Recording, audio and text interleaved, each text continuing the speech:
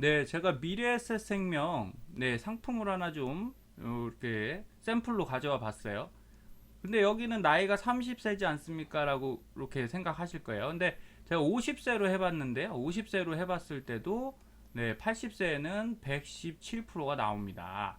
근데 30세는 이렇게 돼요. 10년을 납부하시고 똑같이 보장 받으시는 거죠. 네. 그랬을 때 10년 내니까 4천 얼마 정도 냅니까? 네, 4,400이니까 뭐 4,500 비슷하게 내죠. 그랬을 때 80세 됐을 때는요. 140% 정도 됩니다. 사업비를 다 공제를 하고 종신보험은 사업비가 많다 이런 얘기 들으셨잖아요. 네, 그래서 4,400 중에 6,200이 되니까 몇 프로일 때 요거 3.25%일 때예요. 그러면 충분한 기간 들였을 때 이 사업비 공제 다 되고 이렇게 나온다면 시청자님들이 손해는 아니다라는 거죠. 그래서 무턱대고 연금인 줄 알고 종신을 들었습니다 이런 말이 중요한 게 아니라 종신은 필요한 분은 이걸 선택해서 하셔도 나쁘지 않다라고 말씀드리는 겁니다. 그리고 저는 종신보험을 일부는 갖고 있어야 된다고 생각해요. 왜? 집을 살 때 대출이 아예 없으면 괜찮습니다. 그런데 어쩔 수 없이 내가 부득이하게 문제가 생기면 대출금 갚아야 될 거 아닙니까? 그거 누가 갚아줘요?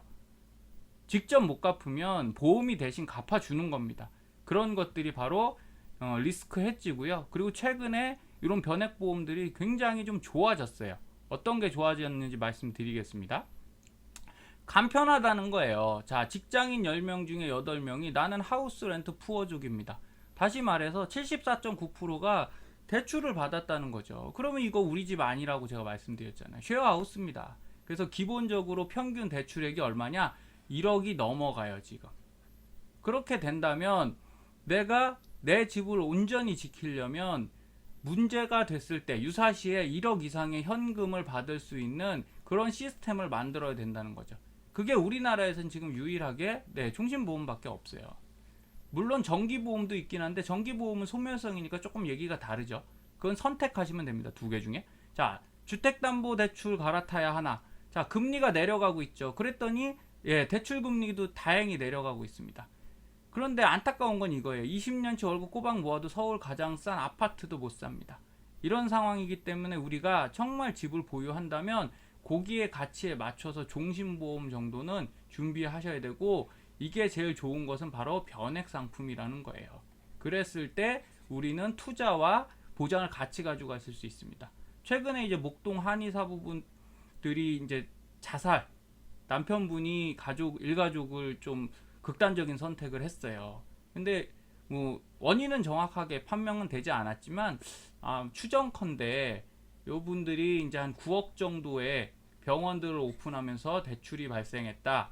요 부분 때문에 문제가 되지 않았나 싶은데, 제가 볼 때 단순한 문제는 아닌 것 같고, 이 그 한의사 분이 아마 뭐 심리적으로 우울증이나 뭐 이런 마음이 아픈 상태셨을 것 같아요.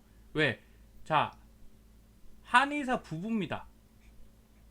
꽤 큰 한방병원 두 개를 갖고 계신데, 자, 이분들이 천만 원씩만 벌어도 2천만 원이잖아요.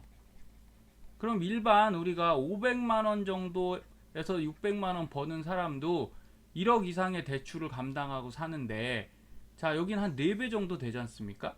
가용 소득이 4배 정도 된다면 4에서 5억 정도는 충분히 감당이 되신다는 거예요. 더군다나 네, 개인 의사분들이 병원을 개원할 때 빚 안 지고 하시는 분들이 금수저백은 없잖아요. 그래서 아마 요게 꼭 문제는 아닐 것 같고, 결국은 우리는 어떤 부분에 주목을 해야 되냐? 돈을 벌던 대출을 받던 내 마음의 건강이 가장 중요하고요. 내가 편안한 상태로 삶을 살아갈 수 있어야 됩니다. 그래서 저는 생각보다 주식이 장점은 수익이 많이 올라간다는 건데, 단점이 뭐가 있어요? 마음이 불편하다는 거죠. 그래서 주식도 하시고 ETF도 하지만 저는 변액 펀드 정도는 꼭 하나씩 갖고 가셔라 늘상 말씀드립니다. 그게 생각보다 안전하고요. 좋은 이 리스크를 해지할 수 있는 방법이에요. 그래서 보장과 은퇴는 반대말이 아니고요. 동의어라고 저는 생각합니다. 은퇴자산 1억을 마련할 때 여기 한번 볼게요. 투자기간 3년 동안 내가 1억 만들겠다 그럼 월 266만원 적금하시면 돼요. 5년이시라면 155만 원, 10년이시면 72만 원, 20년은 31만 원인데 자, 어떤 게 편하세요? 라고 제가 여쭤보면 대부분들 요게 편합니다 라고 합니다. 그래서 크게 하지 마시고 20년 동안 내가 30만 원 꾸준히 내서 난 1억을 만들겠다 라고 생각하시는 게 가장 편안한 방법이고 간편한 방법이에요. 자, 근데 이 매월 30만 원을 적립했을 때 어떤 그 대단한 일이 일어나냐면요. 3년, 5년, 10년, 20년 요렇게 됩니다. 그래서 1억을 만들 수 있다는 거예요. 3%만 돼도. 그런데 이게 6에서 7%가 되면 더 빨리 불어나겠죠. 그럼 자산 순증 속도가 훨씬 좋아집니다. 그래서 시청자님들께 이런 말씀 드리는 거예요. 손해보험이 나쁜 게 아니라 손해보험을 대부분 한 가정 하면 한 30만 원씩은 드시거든요. 그 이상도 드십니다. 50만 원에서 70만 원까지 가입하시는 분들이 많은데 이랬을 때 80세 현금 확보율이 이 정도밖에 안 돼요. 그래서 이런 분들은 리모델링을 잘 하셔서 변액을 좀 섞어 주셔라 라는 거예요. 섞으셨을 때 예를 들어 60만 원 내가 보험료를 내고 있다. 그러면 30만 원은 손해보험, 30만 원은 변액보험으로 잘 세팅하시면 자, 80세 때 변액보험 하나만 잘 들어놔도 8,758만 원. 물론 원금에서 사업비만큼은 좀 빠지지만 이 정도의 황금 여력은 된다는 거예요. 그럼 이때 이런 말씀 많이들 하시더라고요. 아, 인플레이션 때 뭐 이런 게 돈이 되냐.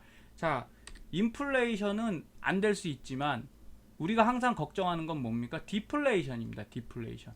디플레이션은 이렇게 와요. 인플레이션 때는 금리가 매우 높기 때문에 어떻게 됩니까? 예, 여기 소비자가 있죠. 기업일 수도 있고 소비자도 있을 수 있는데 계속 금리가 높아지니까 돈을 안 쓰고 은행에 저축을 하는 거예요. 그럼 시중에 돈이 안 풀려요.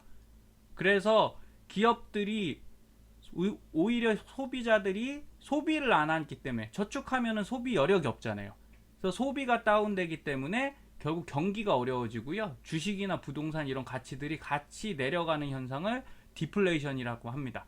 근데 이 주식 부동산이 무조건 같이 내려가면 좋은데 일본 경우만 봐도요. 소비 경기는 다운됐는데 이 주식 부동산은 쭉 올라갔습니다. 왜죠?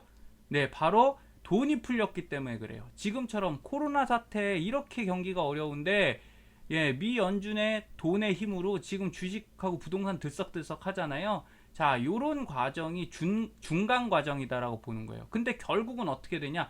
돈이 풀리는데 한도가 있으면 결국 일본의 잃어버린 20년처럼 쫙 올라갔던 가격들이 버블을 맞아서 자산들이 버블을 맞고 다운되면서 경기 물가가 다 같이 다운돼요. 그러면서 디플레이션이 오게 됩니다. 그럼 이렇게 되는 거죠. 디플레이션은 경제의 전반적인 물가 수준이 장기간 하락하는 현상인데요. 자, 보험 비용 맞습니다. 그런데 이 디플레이션이 오면요, 마이너스 금리잖아요. 마이너스 금리여서 내 돈 가치가 안 떨어집니다. 그래서 10년 전에 1억이 인플레이션 시절에는 그 이자만큼 가치가 하락하는 건데 디플레이션 시대에서는 금리가 마이너스기 때문에요. 가치 하락이 없어요.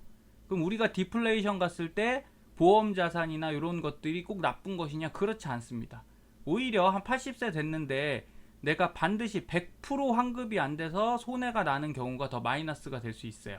그래서 요거는 시기에 따라 다른 거니까 하지만 인플레이션과 디플레이션으로 놓고 봤을 때요. 우리나라가 처할 확률은 이쪽이 좀 높아 보입니다. 70% 이상일 것 같다.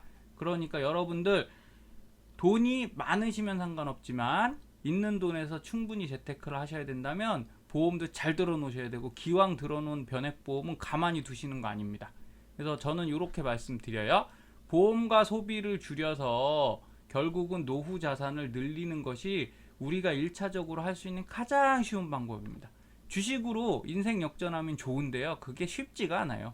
그리고 리스크는 항상 상존합니다. 그래서 오늘부터 시청자님들은 1번 상속 증여 자산을 잘 판단하셔서 내가 상속이나 증여 자산이 있는 분들은 이 세금을 현금으로 확보해 두셔야 됩니다. 네, 요건 다 아실 거예요. 그리고 두 번째 1억의 포트폴리오 꼭 명심하세요. 네, 월 30만원 저축은 반드시 한다. 반드시. 이 이상하면 더 좋고요. 만약에 이게 어렵더라도 보험으로라도 꼭 만들어 둔다. 요렇게 해놓으시면 됩니다. 그 다음에 여유가 되시면 나중에 목돈, 주택 같은 거 옮기시면서 목돈이 발생할 수도 있고 내 적금을 잘 활용했더니 만기가 돼서 큰돈이 됐다. 이런 것들은 즉시연금 가입하셔갖고 부족한 연금액을 증액시키시는 거고요. 자, 89만원의 장기저축. 이게 뭐냐면 89만원을 30년 정도 하시잖아요. 그럼 요게 한 3억 정도 됩니다. 이자 붙어서. 그래서 이걸로 은퇴를 하시는데, 은퇴 자금을 만드시는데, 이건 꼭 보험에 하실 필요가 있는 것도 아니에요. 최근처럼 뭡니까? 예, 삼성전자나 뭐 네이버 이런 것들 우량주들 있죠. 우량주에 투자해서 배당 받아서 하셔도 되고요. IRP 투자하셔갖고 네, 자산 증식을 하셔도 되고, 이건 선택이세요. 다만 뭐냐? 이게 1순위는 제가 볼 때 아니다라는 거죠. 1순위들은 이런 것들을 잘 만들어 놓고 그 다음에 예, 은퇴를 준비하시기 시작하셔야 됩니다. 자, 요 표를 보시면 연령별 주식 소유 비중 전망이라는 것이 보여요. 근데 재밌는 사항은 자, 50대, 40대, 30대죠. 여기 보시면 50대, 30대, 40대가 2040년, 2060년이 돼도요, 주식 비중이 늘어나질 못해요. 이유는 뭘까요? 네, 간단합니다. 애들 키우고 뭐 생활하다 보니까 모일 돈이 없는 거예요. 결국은 어떻게 되냐? 60대나 돼야 여유가 생겨서 주식 비중이 쭉 높아지지 않습니까? 키울 것 다 키웠고, 예, 결혼시켰고, 그리고 나는 이제 쓸 게 별로 없으니까 그때 돈이 남으니까 뭘 하는 겁니까? 주식을 살 수 있는 거예요. 결국은 여유가 있어야지 모든 것을 할 수 있고요. 이런 것들을 생각해 봤을 때 지금 40대, 30대, 50대가 돈이 없으시다고 너무 좌절하실 필요가 없어요. 누구나 비슷합니다. 하지만 그럴 때일수록 남보다 조금 더 저축하신다고 생각하시면 좋겠죠.